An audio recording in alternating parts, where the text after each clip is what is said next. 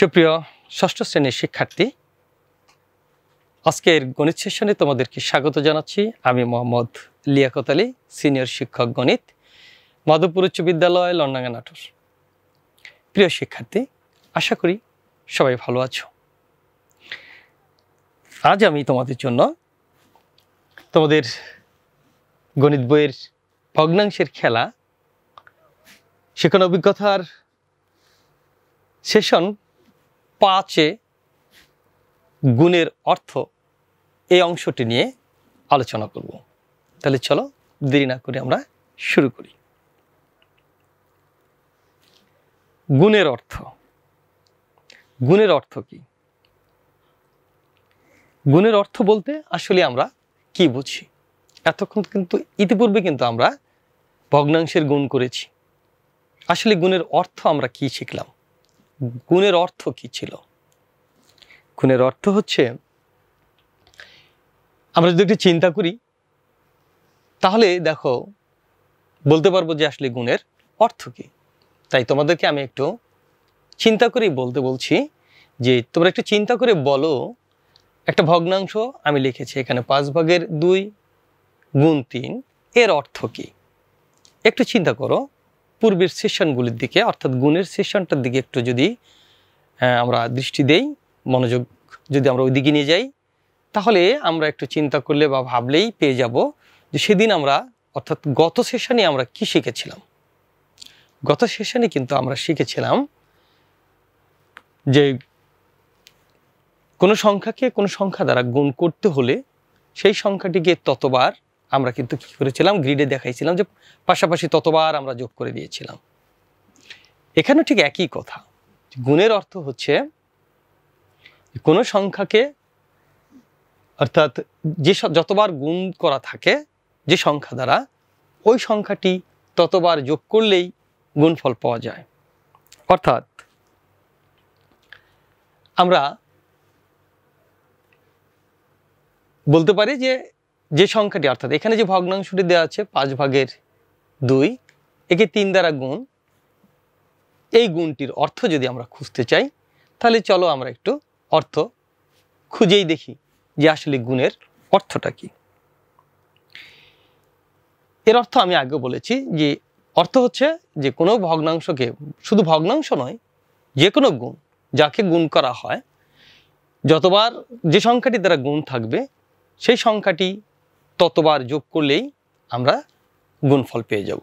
অর্থাৎ এখানে 5/2কে 3 দিয়ে গুণ করা আছে, সুতরাং এখানে 5/2 আমরা কয়বার লিখব? 3 বার লিখে যদি যোগ করি তাহলেই কিন্তু আমরা এর যোগফল, এর গুণফল পেয়ে যাব। আশা করি বুঝতে পেরেছ। তাহলে চলো আমরা এর গুণফলটা আসলে কেমন হয় দেখি। তাহলে আর অর্থ হচ্ছে, অর্থাৎ 5/2 যোগ 5/2 যোগ 5/2 আমরা কতবার যোগ করেছি? আমরা 5/2 যোগ করেছি 3 বার। কেন? কারণ 3 বার গুণ ছিল। তাহলে গুণের অর্থ কি দাঁড়ালো? কোনো সংখ্যাকে যত সংখ্যক গুণ করা থাকবে, অর্থাৎ যে সংখ্যাটি দ্বারা গুণ করা থাকবে ওই সংখ্যাটি ততবার যোগ করতে হবে। তাহলে এখানে 5/2 কয়বার গুণ? 3 বার। এই জন্য আমরা লিখলাম 5/2 আমরা কয়বার যোগ করেছি? 3 বার যোগ করেছি। আশা করি বিষয়টি বুঝতে পেরেছ। আমরা যদি যোগ করি, যেহেতু আমাদের সবগুলি ভগ্নাংশের হর একই, তাহলে যোগ করাটা খুবই সহজ। শুধু আমরা লবগুলি কি করব? যোগ করে দিব। লবগুলি যোগ করলে আমরা কত পাচ্ছি? 2 যোগ 2 যোগ 2। তাহলে আমাদের কত হলো? তাহলে হলো 5/2 যোগ 2 যোগ 2 মানে হচ্ছে কত? 6। অর্থাৎ আমরা যদি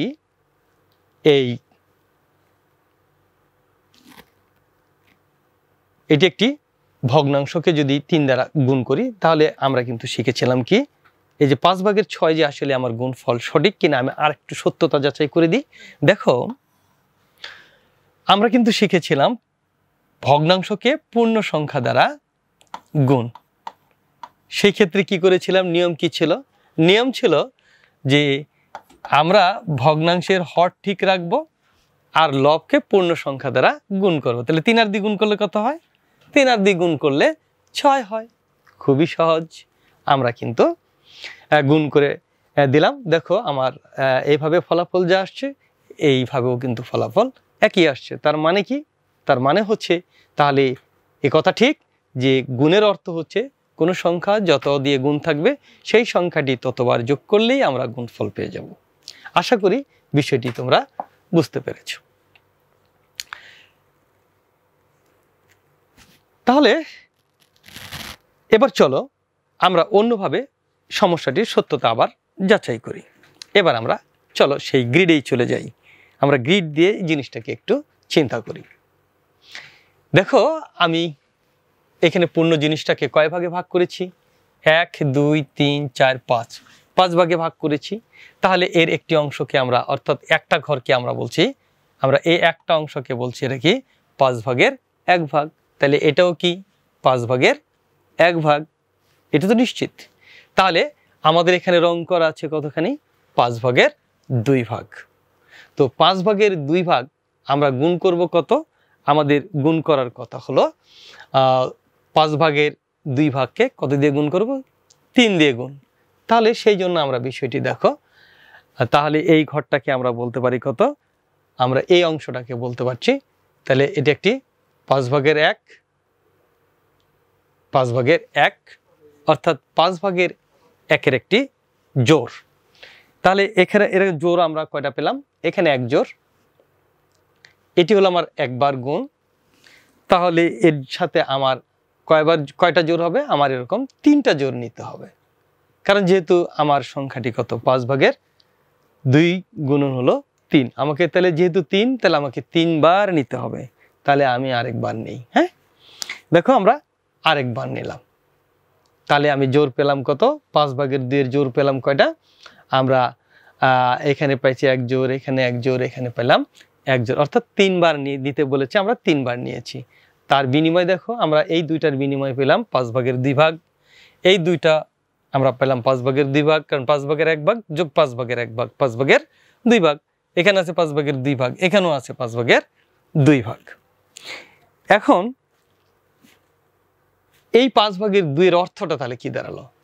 5 ভাগের 2 এর অর্থ হচ্ছে 5 ভাগের 2 সমান হচ্ছে 5 ভাগের 1-এর কয় একক? 1 2, তাহলে 2 একক। তাহলে আমরা যদি এবার 5 ভাগের 2 ভাগকে যদি আমরা 3 বার গুণ করি তাহলে আমরা পাবো 5 ভাগের 1 একক এর কত? 2 একক, এর সাথে হবে গুণ 3, অর্থাৎ 3 একক। তার মানে এবার টোটালে দাঁড়ালো 5 ভাগের 1 একক গুণন হলো 6 একক। এবার 6 একের সাথে গুণ হলে কত হয়? এর মানেই গুণ। তাহলে 6 এককে 6, অর্থাৎ 5 ভাগের 6 একক। আমি বিষয়গুলি কিন্তু দেখো এই যে গুণের অর্থটা কি এটি বোঝানোর জন্য তোমাদেরকে কিন্তু আমি 3টি ওয়ে দেখালাম। সবভাবেই কিন্তু গুণফল কিন্তু আমাদের কত হচ্ছে? 5 ভাগের 6 একক। আশা করি বিষয়টি তোমরা গুণের অর্থ কি সেটি বুঝতে পেরেছ। তাহলে আমরা বলতে পারি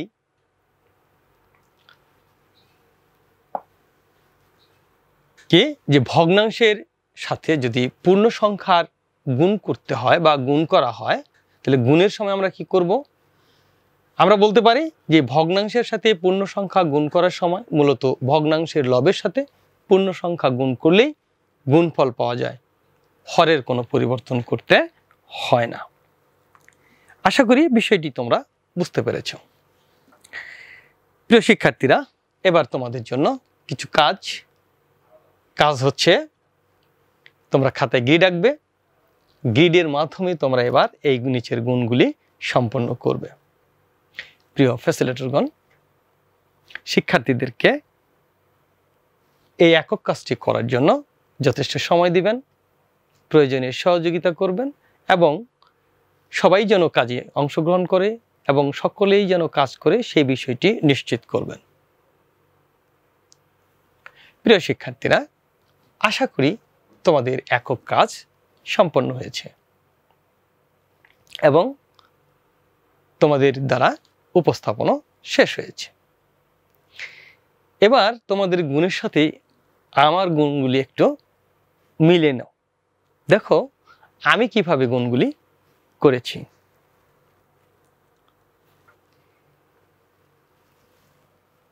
প্রথম সমাধান দেখো, ক নম্বর আমাদের ছিল গুণ ছিল 7/2 কে কি করব, 7 দিয়ে গুণ করব। তাহলে 7/2 আমরা কি শিখেছি, 7/2 কয়বার নিব আমরা, 7 বার নিব। দেখো এই জন্য আমি 1 2 3 4 5 6 7 7 বার কিন্তু আমি 7টা স্তম্ভ নিয়েছি, মানে 7টা পূর্ণ সংখ্যা নিয়েছি। এবং এক একটা পূর্ণ সংখ্যাকে আমি কিন্তু দেখো কয় ভাগ করেছি, এখানে আছে যেহেতু 7 ভাগ, তাই এই পূর্ণ জিনিসটাকে আমি 1 2 3 4 5 6 7 ভাগ করেছি। এই প্রত্যেকটাকে 7, অর্থাৎ এটা একটা আলাদা, এটা একটা পূর্ণ সংখ্যা, এটা একটা পূর্ণ 1, এটাও 1, এটাও পুরোটা 1, এটাও পুরোটা 1, এইটাও পুরোটা 1 এবং এটাও পুরোটা 1। এই জন্য 7-এর জন্য আমরা নিয়েছি 7টা। তার মানে 7টা নিলে কত হলো, 7টা 1 মানে 7, এবং এদেরকে একত্রিত করেছি মানে কি যোগ করেছি। এবার যদি আমরা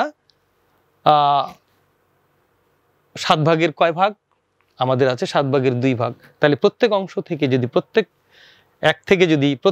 একক থেকে যদি আমরা কি করি, 7/2 ভাগ রং করি, তাহলে দেখো কি হয়, আমরা রং করছি, তাহলে রং হচ্ছে আমাদের 7/2 ভাগ। ঠিক আছে, তাহলে 7/2 ভাগ আমরা কিন্তু দেখো রং করেছি। এইখানেও আমার পূর্ণ 1, এই এককের মধ্যে দেখো আছে আমার কয়টা, 2 ঘর রং, অর্থাৎ 7/2 ভাগ। এইটাকে এককে আমি কি করেছি, 7 ভাগে ভাগ করেছি, এখানে 2 ঘর নিয়েছি, প্রত্যেকটাতেই দেখো 2 ঘর করে আমরা, অর্থাৎ 7/2 অংশ করে রং করেছি। এখন এখানে টোটাল আমার দেখো রং করা অংশ আছে কয়টা, অর্থাৎ 7 2 14টা ঘর কিন্তু রং আছে। কিন্তু এই 14 ঘরে আমি যদি গুণ করি, তাহলে আমার ফলাফল কি আসলো সেটি কিভাবে পাবো। তাহলে আমার 14 ঘরে আমার পূর্ণ সংখ্যা কত আসলো, এবার সেটা দেখি। তাহলে এই 7টা দিয়ে আমি এইভাবে আমি কয়টা পূরণ করতে পারি সেটা দেখি। তাহলে এবার আমরা দেখো কি করেছি আমি, এবার দেখো তাহলে আমরা এখানে নিলাম 7 2 14, তাই না। এবং দেখো আমরা এটাকে পূর্ণ সংখ্যা পেয়ে গেলাম 7 2 14, অর্থাৎ আমরা যদি এটাকে মুছে দেই, দিয়ে যদি আমরা এই জায়গায় নিয়ে আসি, তাহলে আমরা দেখো এখানে পেয়ে গেলাম কয়টা, 2টা ঘর। অর্থাৎ এই যে আমার 7 2 14 ছিল এইভাবে, যেহেতু 2 অংশ, এটার 7/2 ভাগ, 7/2 ভাগ, 7/2 ভাগ, 7/2 ভাগ করতে করতে আমার কিন্তু পুরো এই 14টা ঘর কিন্তু আমার কি ছিল, রং করা ছিল। তো আমি তো এই 14 ঘর দিয়ে আমি এখন, যেহেতু আমার এটা 1, এটা 1, এটা 1, তাহলে এই পুরো আমার কয়টা 1 পূর্ণ হলো দেখি। এখনো দেখা, এখানে আমরা দেখতে পাচ্ছি এই 14টা দিয়ে আমার এই 2টা স্তম্ভ কি হয়েছে, রং করা পূর্ণ হয়ে গেছে। অর্থাৎ এখানে 14টা ঘর আছে, তাহলে ফলাফল আমার কত আসলো, এই জন্যই কিন্তু আমার ফলাফল হলো 2। আশা করি তোমরা এই একক কাজটি, গুণফলটা বুঝতে পেরেছো গ্রিডের সাহায্যে। এবার আসো আমরা যদি খ নম্বরের সমাধান দেখি। খ নম্বরের সমাধান সে একই কথা, আমি এখানে নিয়েছি 15টা একক, এবং প্রত্যেক একককে আমরা কয় ভাগে ভাগ করেছি, 5 ভাগে ভাগ করেছি। আমরা নিব 3 অংশ রং করা, আমরা 3 অংশ কিন্তু রং করছি। দেখো আমি কিন্তু 3 অংশ রং করছি, প্রত্যেকটার 3টা অংশ রং করছি। দেখো এই দেখো 1 2 3 1 2 3 1 2 3, প্রত্যেকটারই কিন্তু 3টা করে অংশ আমরা রং করা আছে। তাহলে এবার টোটালে রং আমার কত আছে, আমরা যদি সেটি হিসাব করি, তাহলে দেখো আমাদের আছে 3 15 রং কত, 45টি ঘর কিন্তু আমার কি করা আছে, রং করা আছে। অর্থাৎ আমার এখানে 5 ভাগের কত, 45 অংশ কিন্তু আমার গুণফল চলে আসছে। এবং এইটা সমান যে আমার পূর্ণ সংখ্যায় কত হবে সেটিও কিন্তু আমি এখানে হিসাব করতে পারি। তাহলে আমার কত হবে, দেখো 5 9 45, অর্থাৎ আমার 9টা একক কিন্তু পূর্ণ হবে। অর্থাৎ এই পর্যন্ত আমি যদি রং, আমার দেখো এই রংগুলি তুলে নিই, এই যে অংশগুলি রং করা আছে, এখান থেকে এই ঘরের রং এখানে দিয়ে দেই, পরেরটা এখানে দিয়ে দেই, এইভাবে দেই, তাহলে দেখো আমার এই রংগুলি দিয়ে কিন্তু আমার এই ঘরগুলি পূর্ণ হয়ে যাবে। একটু খেয়াল করো, আমি 45টা দিয়ে পূরণ করছি, তাহলে কোন পর্যন্ত যায়, দেখো এখানে গেল 5 5 5 5 5 5 5 5, অর্থাৎ 1 2 3 4 5 6 7 8 9, অর্থাৎ আমার 9টা ঘর পূর্ণ হয়ে গেল। এই জন্য আমার ফলাফল আসলো কত? 9। আশা করি বিষয়টি বুঝতে পেরেছ। এবার যদি আমরা এইটা দেখি, দেখো গ নম্বর দেখি, এখানে 7 ভাগে, এখানে 3 ভাগের 7 রং করা আছে। আমরা দেখো এই এখানে দেখো, এখানে কিন্তু এটা কিন্তু আমার 1 না, 1 কিন্তু আমার এই যে 1 2 3 এই 3 ঘরে মিলে কিন্তু হচ্ছে আমার 1, কিন্তু এখানে আছে কত?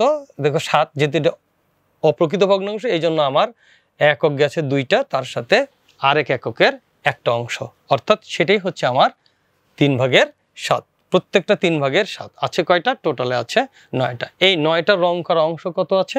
আমরা যদি সেটি হিসাব করি, তাহলে দেখো আমাদের আছে 7 নং 63, তাহলে আমরা 63টা ঘর কিন্তু আমার এখানে রং করা আছে। এবং আমরা যদি একটু হিসাব করি, দেখো এই 63টা ঘরকে যদি আমরা এখানে পূর্ণ সাজাই, দেখো আমার এই পর্যন্ত কত? 1 2 3 4 5 6 করে আছে কত? আমার 21টা, আর এদিকে আছে 3 3 21 কত হয়? 21। আমরা যদি একটু কাটাকুটি করি, 3 7 21,